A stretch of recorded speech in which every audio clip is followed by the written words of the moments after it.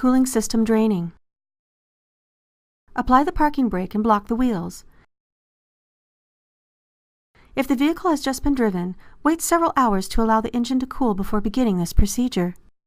Once the engine is completely cool, remove the radiator cap.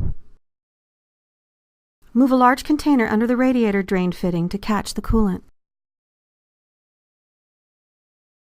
Attach a 3/8-inch diameter hose to the drain fitting to direct the coolant into the container. Then open the drain fitting. If the drain fitting is stuck, use a pair of pliers to turn it.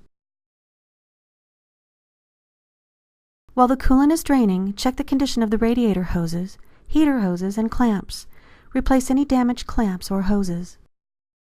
Cooling system filling. Close and tighten the radiator drain fitting. Place the heater temperature control in the maximum heat position.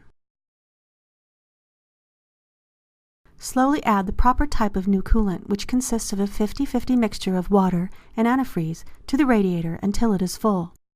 Also add coolant to the reservoir up to the lower mark. Leave the radiator cap off and run the engine in a well-ventilated area until the thermostat opens. Coolant will begin flowing through the radiator and the upper radiator hose will become hot. Turn the engine off and let it cool completely.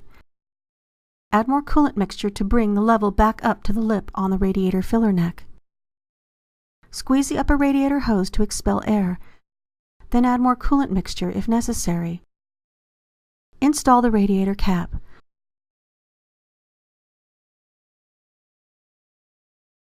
Top off the coolant reservoir if necessary. Start the engine, allow it to reach normal operating temperature, and check for leaks.